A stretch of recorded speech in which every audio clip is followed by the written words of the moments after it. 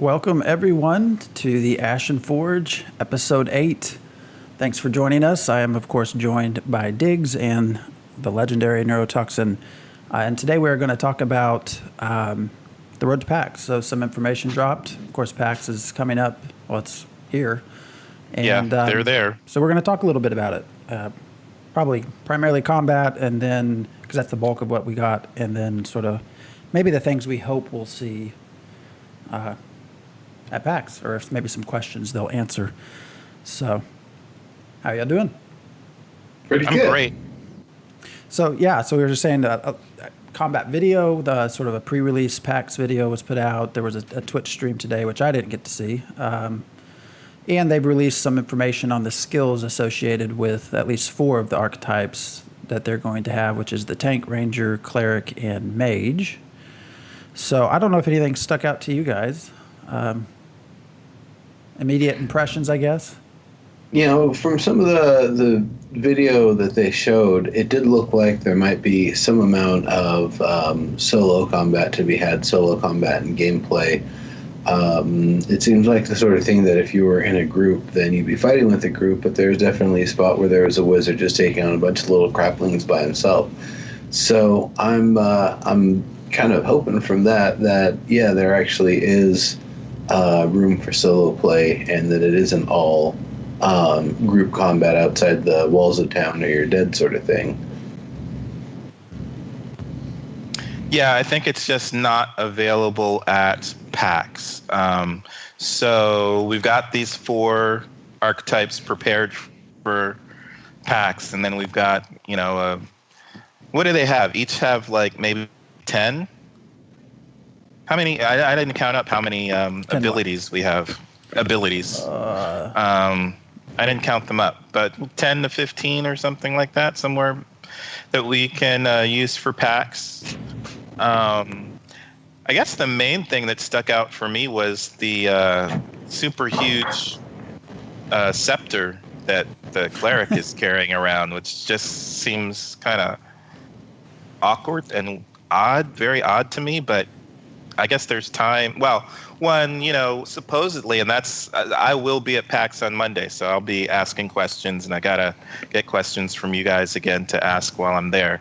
But I'm kind of curious how things would be different if that cleric is using a sword or using a bow or something other than that scepter, since we can eventually use whatever weapons and armor we want to. Okay, so no class restrictions. I'm going to hit you up with that one right now, because what I saw of the combat system, it looked almost exactly like the DCOO combat system to me, which, if it's done in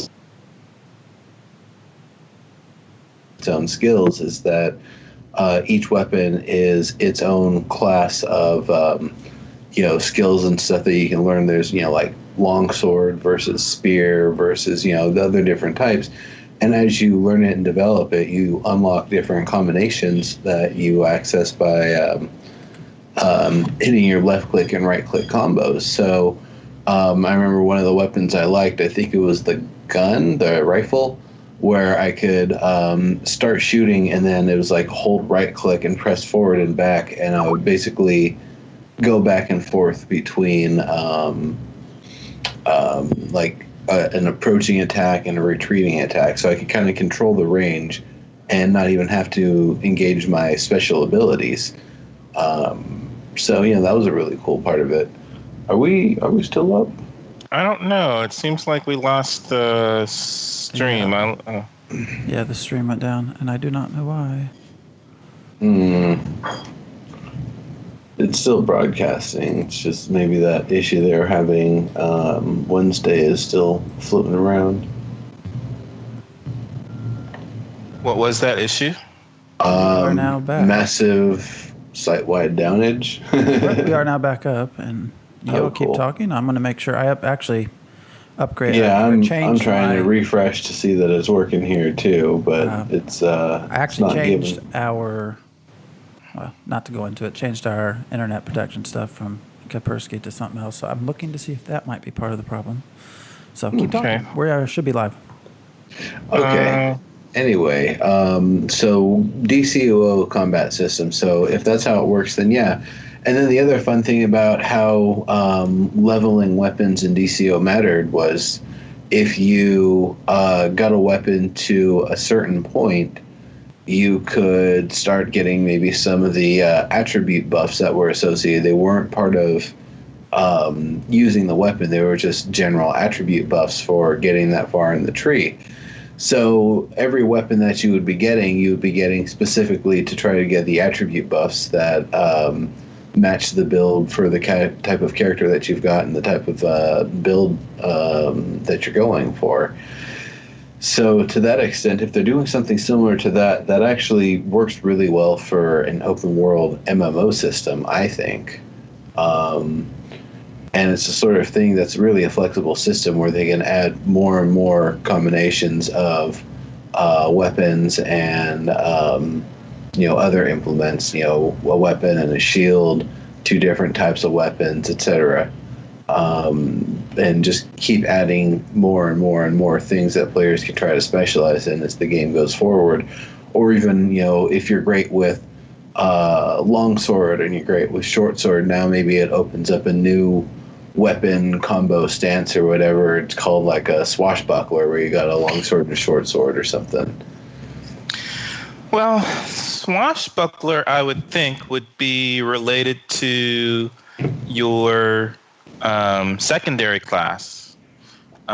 So you're like your. No, I don't mean as a class. I mean just the stance for having those 2 weapons out, or the stance or the category or whatever. Yeah, I guess what I'm curious to see is then how do you have your cleric swashbuckler, right? What happens if you're a cleric? Are all your healing stuff tied to the weapon, which seems like maybe it was supposed to be to the scepter? Or does it change? If all the heals and everything are tied to the scepter, then what class you start as is almost irrelevant. As soon as you change weapon, you change everything. So I don't believe it's that. That's why I was saying, again, I think it's more like DCOO, where it doesn't matter what power that you've selected. That's basically your class. You can use any weapon, and the way you use weapons is just the same as how someone else uses weapons. So the weapons part is the same, but what powers you have is different. Okay. Yeah, I don't know.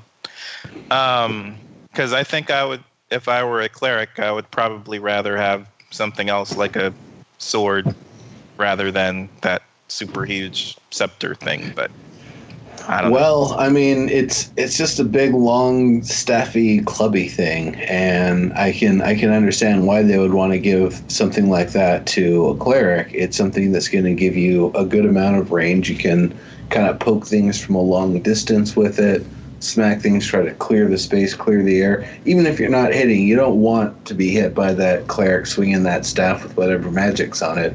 So, give people pause, make them back up or whatever. Thinking about, more pseudo-realistically in the context of the game, it's staffs and scepters and stuff like that are associated with healers. So sticking with that. Yeah, I want something, right, mace, and I want something a little bit smaller than that, like a long hammer, maybe. Okay, but I gotcha. Just not quite as big, or maybe, I don't know. Maybe I would rather have a long hammer the same size than that scepter. I don't know. Just the scepter seems super huge. Or a mace. I agree. Why can't they start with a greatsword? A mace is a traditional cleric weapon. Yeah, well, it's tradition. I mean, might be your god might be some sort of war god. Well, then just let's be crazy and give me a bow. A bow and an arrow. Well, that's why I Hell say. Yeah. I want to know what happens when you have a cleric with the bow. That's one of the questions I want to ask while I'm there at PAX. So probably not going to be as potent a ranged fighter as a ranger, but in terms of like keeping your distance and not having to get close to enemies, it's definitely a solution. Yeah. Well, and this, if they've got wands or some like magical ranged weapon or whatever, I figure that would probably end up being more ideal for a cleric, though. So the other thing that I noticed that you probably didn't notice, but it's a thing for me, is apparently they've changed the outfit for the mage. Ooh, the mage's costume just doesn't look very nice to me, but okay. I liked the older one better. It's fine. You're not going to think they look look like any weird. of those characters. You're going to look like a peasant in starter gear. Because you're going to be a peasant in starter I gear. guess. I mean, all of it Yes. looked kind of funky right now. I Yeah, mean, the that's what I'm saying. animations- But yeah, but it's pre-alpha, so that's okay.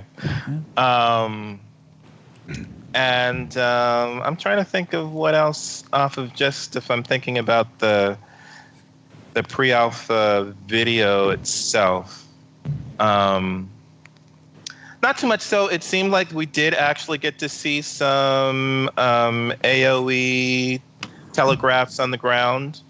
So I was thinking that would be part of the system, and we are seeing that. That's true. That is part of the system. I like that. I think of that as part of the action combat set or mechanics. So I think there were people in the forums who were hoping that we wouldn't have that, but when they say action combat, that's what I think of. I personally prefer that over auto attack. I hate auto attack. Oh, yeah. I hate auto attack. I hate auto attack in action games. I hate auto attack in Dota style MOBAs. I hate auto attack in. I even hate clicker games that are basically just auto attack. Yeah. Auto attack sucks. So in the in that demo video that they showed, everything seemed like all the fighting seemed really close, like closer than I was expecting. For some reason, and was kind of reminding me more of EQ, maybe more EQ actually than WoW fighting. But what I saw from the Twitch streams that showed a little bit, Twitch streams that showed people playing it at PAX, they were moving around much more, and it wasn't quite so close combat seeming.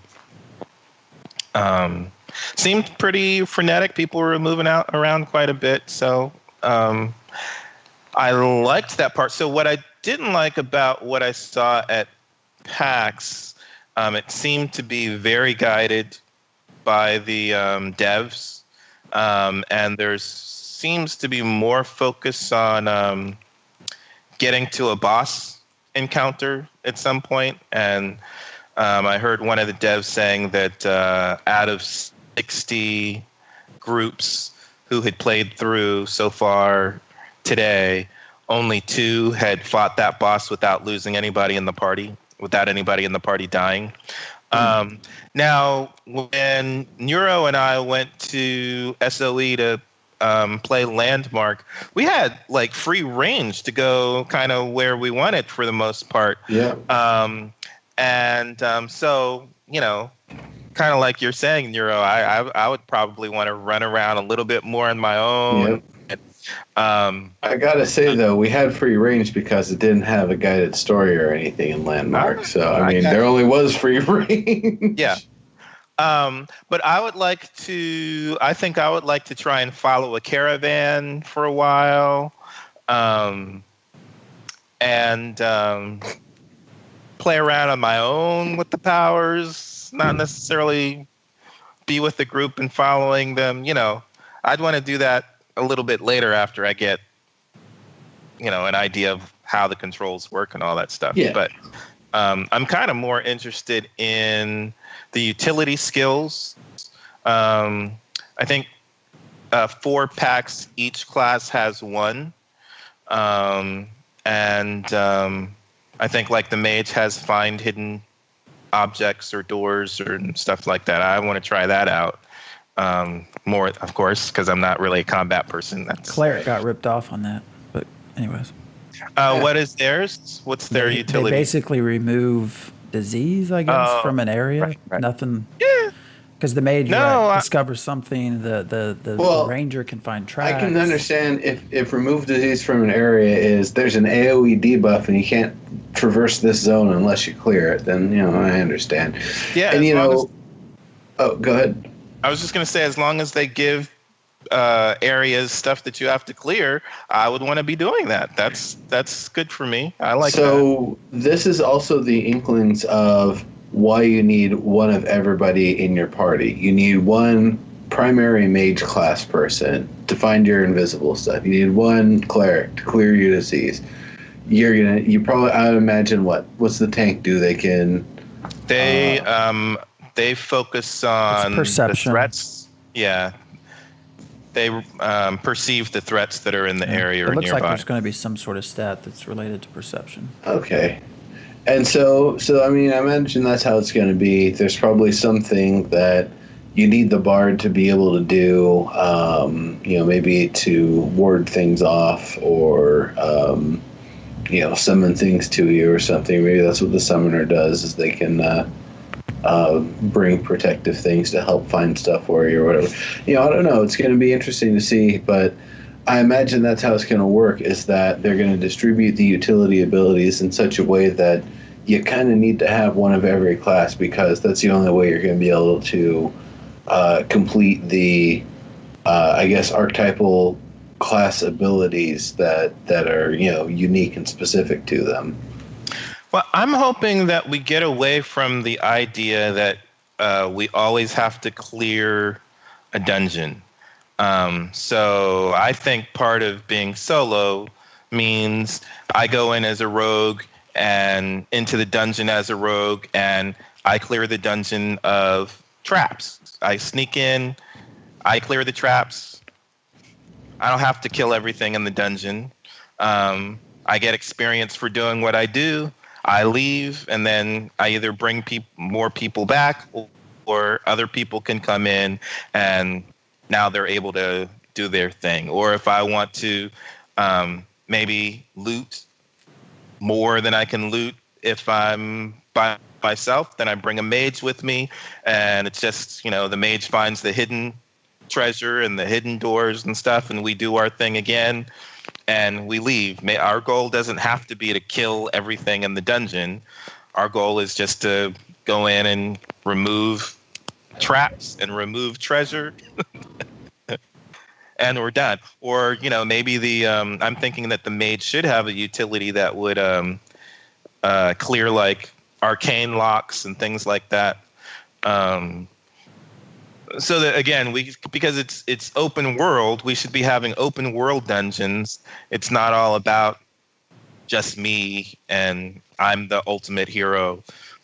So I kill everything in sight. It doesn't have to be that, or it shouldn't have to be that. It kind of looks like that might. We obviously don't know much, but when you combine their whole model for groups, and now you start looking at each of these classes have a specialty, you have to assume they're going to maybe force you to need all of those in a dungeon, is the way it seems. Because they made it very clear they want one, we have 8 because we want you to have one of everybody. So to get through a dungeon, you're going to have someone to do each and every one of these steps. That's what they're saying. It might be that you don't necessarily need there very well may be other utility abilities that they also add later, like only a tank can raise a certain type of heavy gate or whatever, and so you always have to have them. But while he's doing that and everybody's trying to get through, like, you don't have them helping to defend, so you have to kind of protect them and fight around them or something like that. I could see them using it as a way to kind of initiate additional types of challenges and such. Logical progression to me would kind of say that, Diggs, you could probably go a little bit into a dungeon by yourself, but then as soon as you want to get deeper, they're going to make you have more, which I guess makes kind of sense. It's going to be some sort of gating mechanic, either a physical door you can't pass, invisible place that you can't even see, gas trap that you need a cleric to clear, whatever it might be. I guess for me the greater question is, what's that like in the free world outside of a dungeon, how much are you going to need? Can you go alone, or are you going to run into that outside in the overworld too? It very much reminds me of like a D&D campaign where you very specifically have to have one of this, one of this, one of this, and one of this, because you're just going to need those to be able to complete the objectives in that campaign set. Depends, but I mean, the dungeons are overworld, essentially. They aren't instanced. You know what I mean. Outside of the, we always think of dungeons as sort of the combat, or I do anyways, not necessarily the exploration. I know I'm different from you, but I just wonder, does that translate also into, as you're walking along the mountains, are you going to need someone there to discover hidden doors or remove things for you to just be able to play by yourself? I'm assuming that you'd want maybe a ranger to help track. That's one of the things they did say. So it was strange because they kind of there was a dev who was kind of describing the classes to the players at PAX, and he was saying that they want each archetype to have their own theme or focus. And what he said was the ranger is the tracker and focuses on survivability, and the mage focuses on magic. Well, I mean, I could see a scenario, right? And I was like, okay. Yeah. It sort of sets up like you're in a dungeon, and the ranger is tracking something that you can't see. But then the ranger comes to, a wall, and all of a sudden the track's in, so you need the mage to actually find the hidden passage. Yeah. And then as the mage opens the hidden passage, your tank has a perception skill and sees that there's something waiting to ambush you. And maybe it does ambush you, and then it releases some sort of disease. I mean, so you can, see the sort of logical progression. But it's so logical. I was like, that's not helping us. I think we got that much, that the ranger will track and the mage will magic. I guess the greater question is, what will the others do? Because we only have half of them, right? So.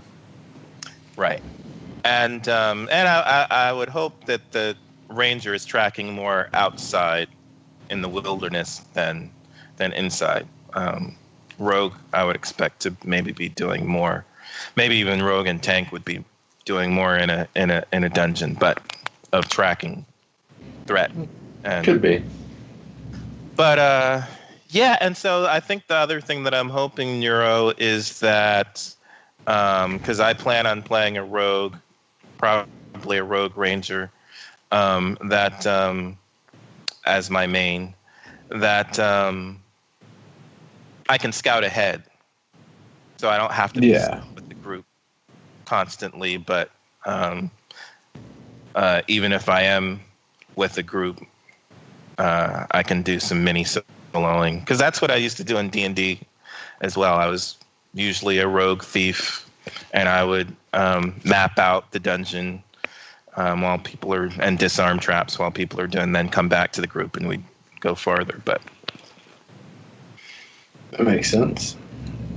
Yeah, I mean, what you were saying about, I think Phantom X, you were saying about with dungeon, not for combat but for exploration. I mean, that's kind of the nice things about them, is they really do have something for everybody. There's the people that specifically want to go kill a whole bunch of stuff. That's a good concentrated place to find them. People that want to explore, there's usually a good, like, well-designed dungeon or questy sort of area has all sorts of like little hidden things and Easter eggs and little bits and details and special things to find in places that you wouldn't normally look if you're just on the warpath to kill everything. Or bits you might not actually really put together unless you actually stop to think about what's going on around you and what the place is actually trying to visually communicate with various hints and clues. So there's definitely that aspect, but then there's also the resources aspect of it for a lot of times gatherers or people who are trying to collect specific things this might be the easiest, the best place to get it. For example, I remember in WoW there were like nodes, mining nodes, often at the end past bosses in some dungeons, and they were, they had really good odds, and they were, they were always there. So sometimes it was easier to just run through the dungeon as quickly as possible and just go straight from start to end point just to get those resources. I don't think it would be something like that in this. Instead, I would imagine it'd be a little bit more like Ultima Online, where, yeah, there's a dungeon. You can go and try to get resources in it. You might get mobbed by other players. You might get a wayward beholder to come by and blast you with lasers from its eyes, confuse you, or do something else. But if you want to go in solo and try to mine those resources, doesn't matter what class you are. Keep plenty of room in your bags and don't get in too deep. Well, the that video that they showed right at the beginning of Kickstarter, where they had the Predator walk in, and his job was to, I guess there was like some kind of egg that was acting as a defense for the city, and yeah, stole taking that and then lowers the shield, so that way the siege is allowed to happen. Otherwise, I guess you just aren't allowed to siege a city. Yeah. So that was kind of a solo endeavor. And then I can also imagine that if you are part of a group, maybe it's the tank and fighter and cleric are off to one side, acting as a distraction for, they instead of that predator going in and stealthing in, walking past the guards, maybe it's the tank and the cleric and fighter are drawing their threat off to one side, so you don't even have to stealth in necessarily. You can just, type of thing, so that, everybody's doing their part, but it doesn't necessarily mean you're all right in the same spot. Yeah, I mean, what I think about, though, is with that initial video that you were talking about, with the guy stealing the crystals so that the place can be sieged, we don't actually see what other things could be going on. For all we know, there is the rest of a group in there that's, causing a disturbance and a distraction elsewhere in other places, so that specific area and those specific places that the person's trying to go through are not on alert, or not looking for someone like them, because most of the guards are out somewhere else dealing with some other thing. So for something like that, yeah, I could definitely see it being a group thing to create the opportunity to allow that one character. I mean, that's like the quintessential hero story in like fantasy and sci-fi and all sorts of other stuff.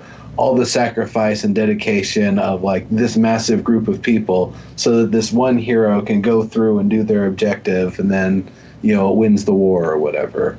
Yeah, that's I feel like kind of what is a little bit more realistic to expect than just like one dude sneaking in. It's like, all right, I got the thing, fire the catapults. Yeah. So what I look most, I don't know if either of you looked at the archetypes and thought anyone looked interesting to you. I actually, so I like the cleric. I like the idea of being able to heal and damage at the same time. Yeah. The rest of them seem just, that being said, a lot of the skills seem very generic to me. Now, granted, we've had countless MMOs, so who knows, is there really anything new anyone can do? I don't know, maybe we're past the point. But they just seem like, this basic skills you would expect. Well, I liked the wall that the tank put up. And I loved seeing the shield bash, which I guess I don't normally see, an actual shield bash and people being knocked down from the shield bash. So I liked seeing that. I liked the visual of the cleric's ultimate, I think, where they're floating in the air and I think they are healing a bunch, but they're also causing a bunch of damage. And was it the is it the tank? I think it's the tank that has that ability to soak damage from other people. So like if you target the mage, half of the mage's damage gets cover. taken. They just take 50% of the damage. Yeah. I liked that. So what did you think? You said that you like dealing damage as well as healing, but do you like the way it's implemented such that it's a life balance type thing for the cleric? It's not just all about healing; it's also about harm. I mean, you're not this this altruistic cleric that focuses on healing. It's kind of like harming is almost as intrinsic to this archetype there's no as one healing is. focus. Yeah, versus like a World of Warcraft, we have the Shadow Priest versus the Holy Priest. Yeah. I mean, it's going to obviously be easier to manage. I like that idea. I mean, essentially, it looks like you just heal someone and it will automatically damage someone else. Yeah. But I mean, from a thematic point of view, do you not care about the cleric theme or the cleric, the traditional cleric archetypal style? Because you were saying like you want the mace because typically the cleric is not supposed to use edged weapons. Well, keeping in mind that my experience does not go to tabletop, so it's EverQuest 2. Okay. In EverQuest 2, that was where I predominantly played a priest role, and you did. I mean, that's where I get the idea of a mace from. Well, even EverQuest, but you didn't do a lot of damage output, but you still, part of your chains were still damaged. So I mean, it's. I think it's okay for me. I don't know if that answers your question. Yeah, I mean, it did. On the forum, some people were complaining about that. It seemed too vampiric for them, but I always remembered the archetype of clerics using non-bladed implements simply because there was some stipulation about shedding blood. Internal bleeding, no problem, just as long as it's not on the outside. Well, I mean, because clerics traditionally, they have blunt weapons, but then they wear, generally in every game it's plate or something metal. Either that or it's robes because they're more of a cloth caster.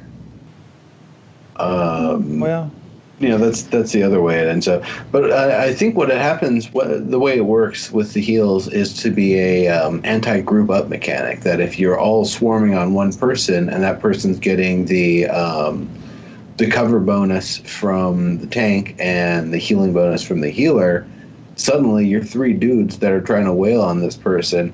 They're not making a lot of progress, but they're taking a lot more damage from everybody now kind of focusing back on them.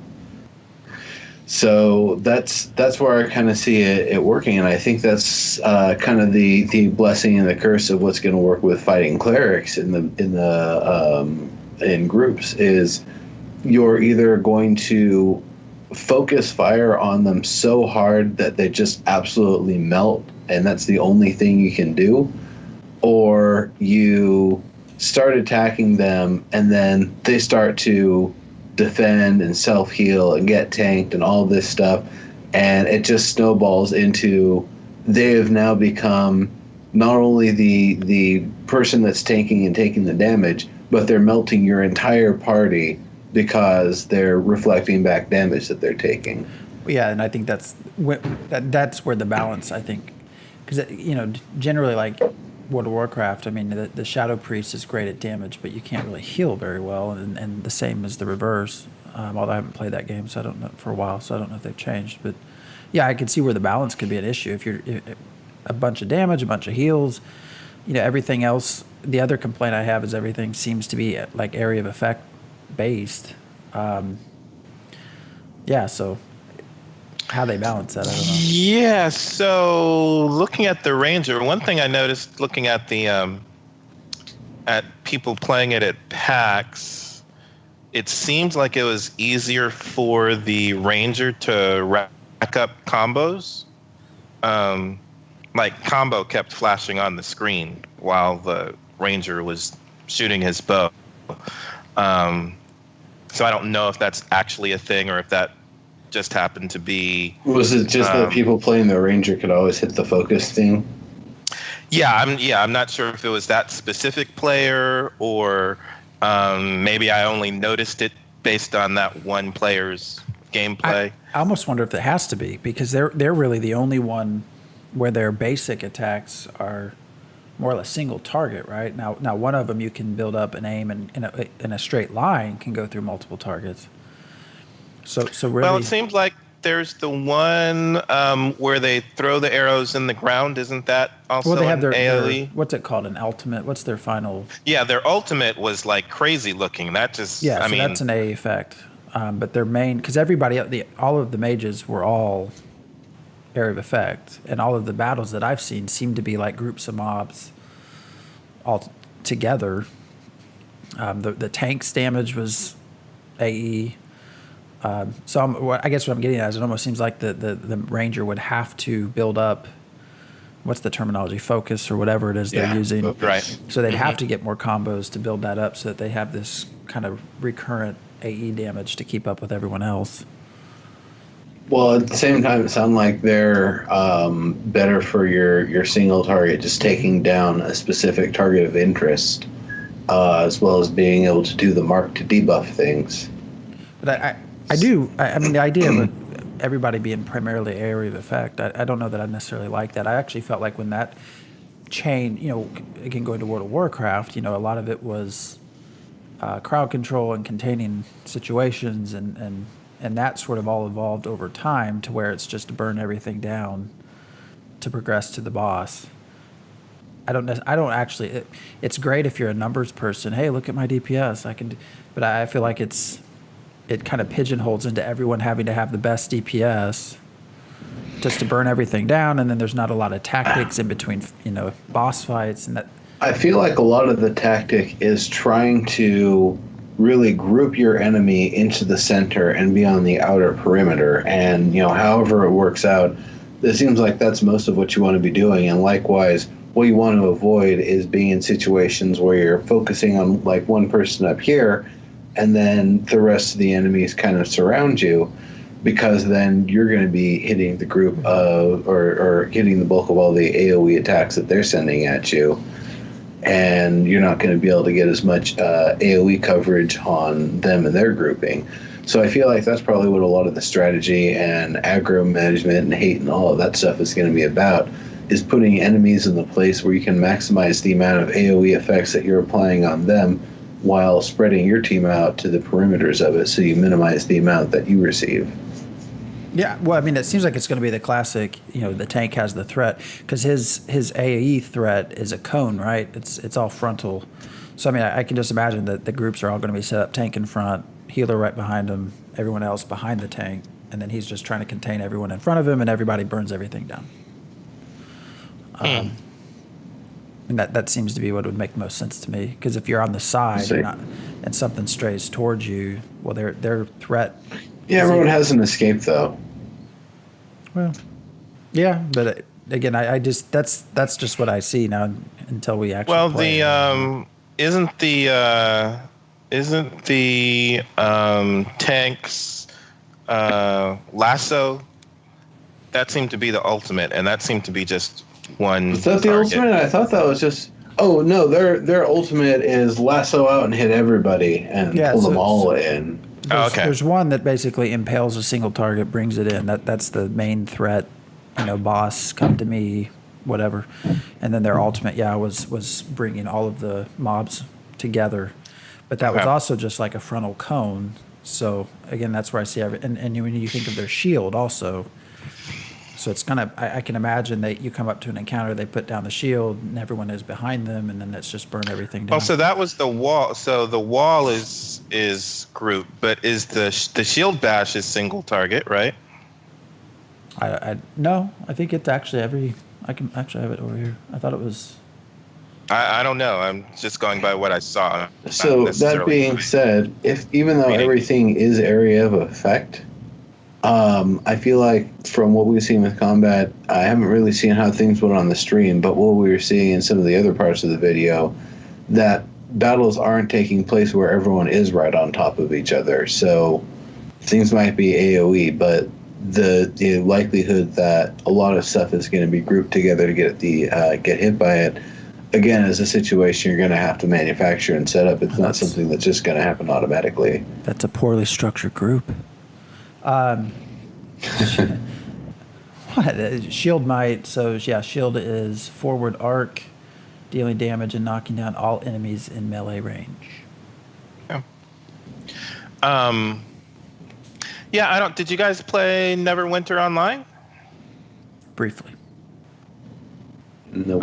Because a lot of that was,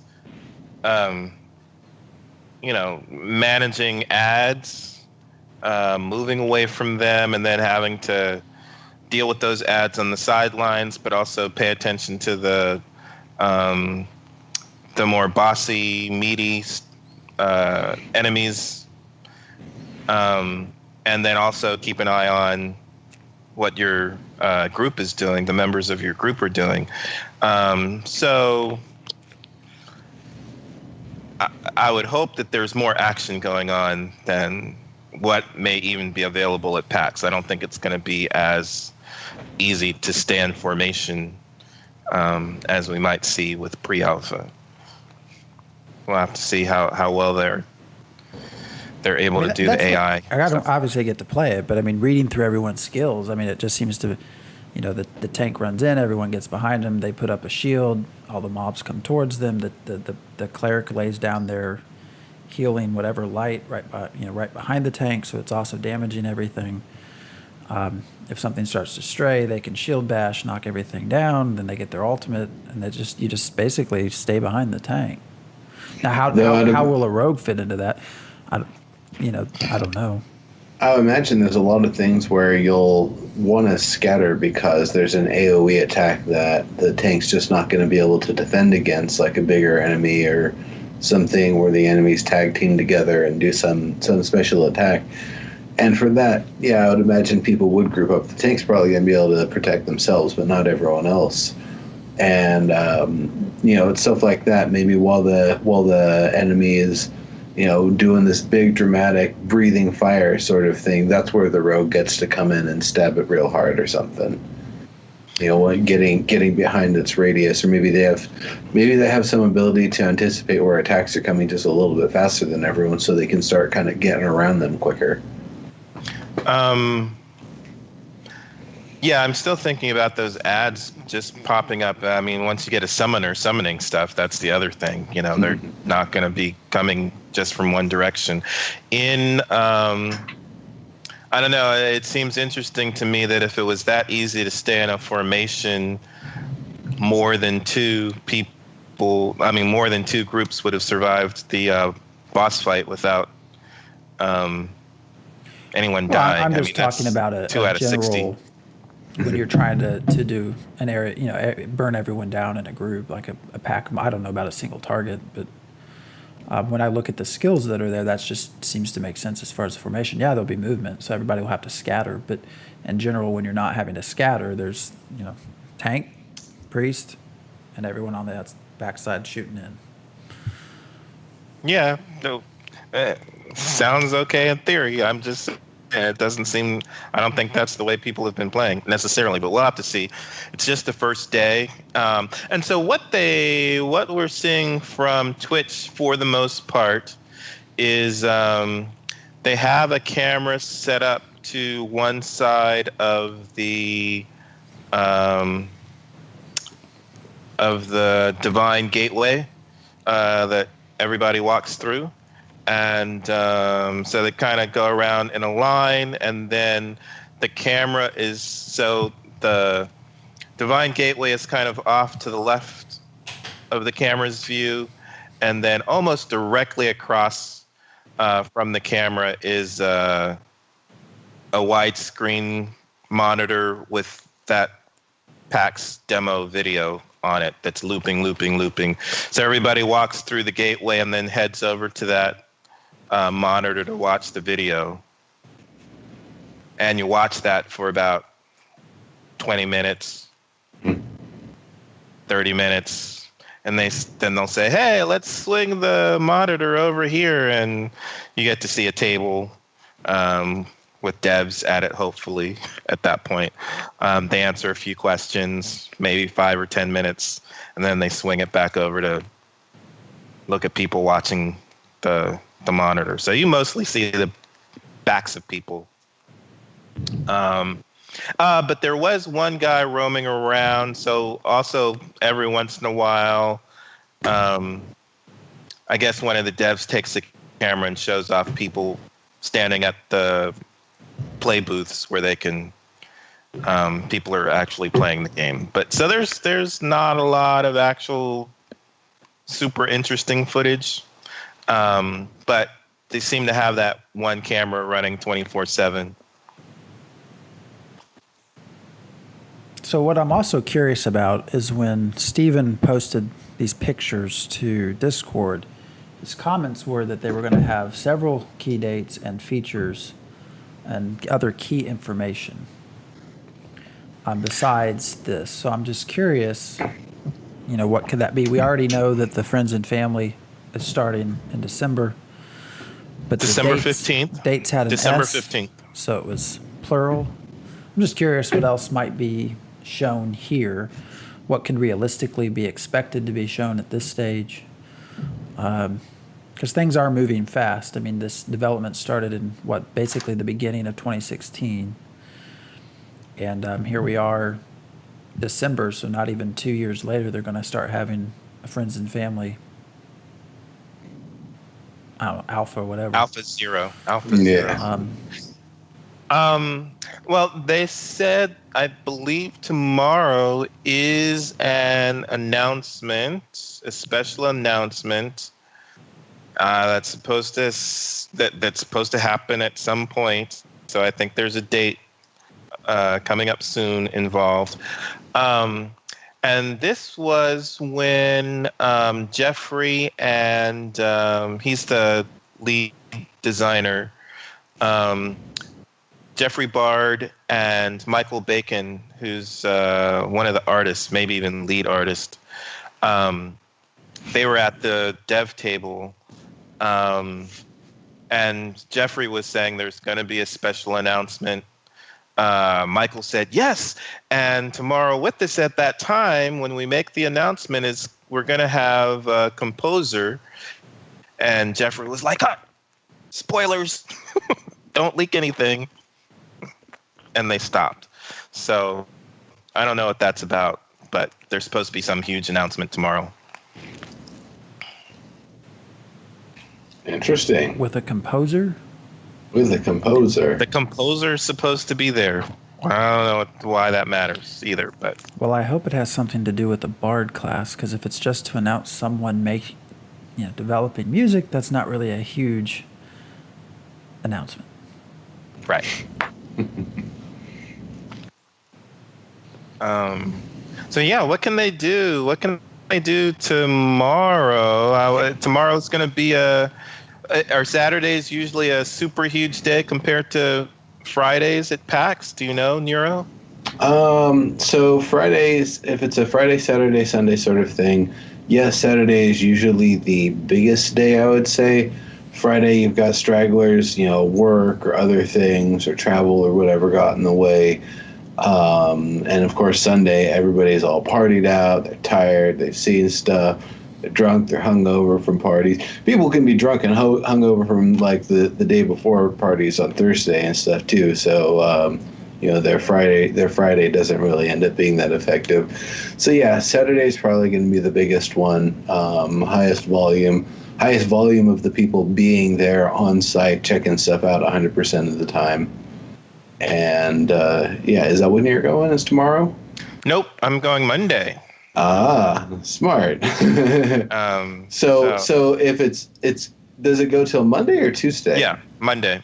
Monday. Okay. Night, yeah. So then, Monday is when everybody's going to be dead tired, drunk, hungover, partied out, whatever, etc. And you're going to see some of the smaller companies will already have started leaving, I think, even though you're not really supposed to do that. Yeah. Yeah. So go ahead. I'm just trying to think of what features they could even. I mean, they've kind of already shown their hand, right?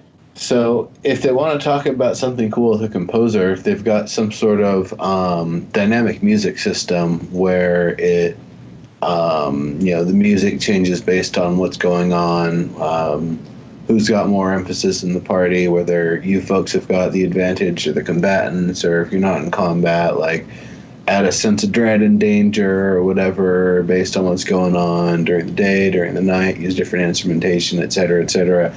If it's going to be something like that, that's totally awesome, because I've been waiting for an MMO to have music that's worth keeping on the entire time, instead of, yep, I've heard this loop before 50 times, I'm going to just turn it off. That's how MMO music usually is for me. We're really music with a lot of games. It's not awesome enough to keep it on after I've heard the loop a few times. And then when there is new music that is actually good, I don't hear it because I've just got the music turned off. Right. So it just gets wasted. So instead, no, they've got a dynamic music system. And then again, the consideration with that where they actually have it ducking under the sound effects, so you can set your volume levels, but then be able to set a noise ducking sort of thing, so the music isn't interfering with your ability to hear the sound effects going on. Yep, that would be great. I would love to have that. That's a level of technical artistry in the audio design that you just don't see anybody doing. So I would call that revolutionary if they put that in. Maybe not necessarily the goal they were going for, but I'll take it. Or maybe we'll hear a composer name that we all know. I don't know. Jeremy Soule. That's what I'm thinking. But, wouldn't be a bad idea. Yeah, so I'm curious to see what they'll do tomorrow to try and make things like, super fun. What things would you want to be able to see, Phantom? If you I were would actually. I was just thinking that the one thing I'd like to see, if they had anything to show, and that's the question would be if, is just crafting, and then some of the freehold sort of, I don't know, crops or animal husband, whatever, Yeah. Whether All they right, have 'cause you're a farmer. anything implemented, I doubt they do in that area, but maybe at least Right. in basic crafting, because I don't think they've really said much as to the process behind the crafting. Is it going to be? Have they? Like if it's going to be something akin to World of Warcraft, where you're basically putting two things in a box and you do it, or if it's going to be like EverQuest 2, where there's sort of a mini game involved. Have they even commented on that? I don't think they have. Not for PAX. So that I think they aren't focusing on that right now. That's another one. If they go with a crafting system closer to Vanguard or Star Wars Galaxies, again, I'll take that as a win. Those were great systems. Yeah.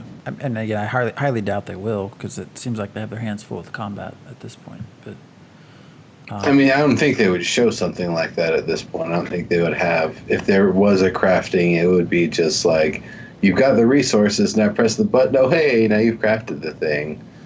But we'll see. We'll see what crafting ends up being, because it sounds like crafting is something they really want to be a big deal in the game. So you can't lead out with that and then just have it be the crafting system from WoW. that would be the main thing I would like to see. Yeah. But that's probably too early.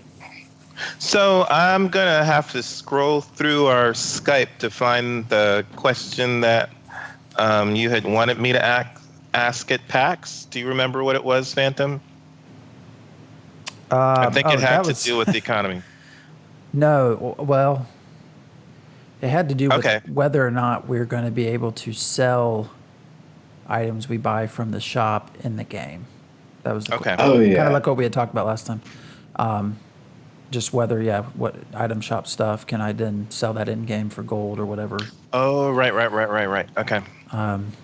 Yeah, so if you remember to ask that would be my main question. Yeah, I want to remember to ask that. Was there anything you want me to ask Neuro? Can you think of anything you want me to ask for you? Mostly about the possibilities and what you'll actually be able to do as a solo player, or if it's 100% from the ground up designed to be group play outside of town, and any amount of solo play is a hardcore endeavor that they just do not recommend.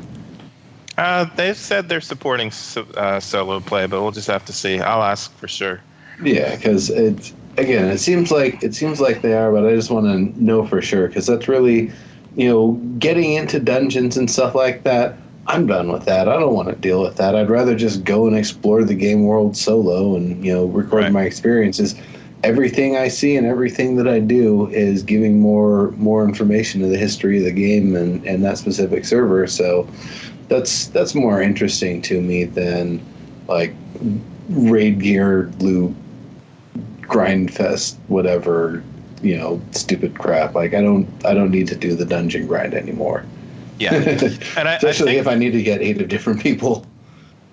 I think for me, the question I will kind of mostly be focused on is their vision of what role-playing is, because when people ask them,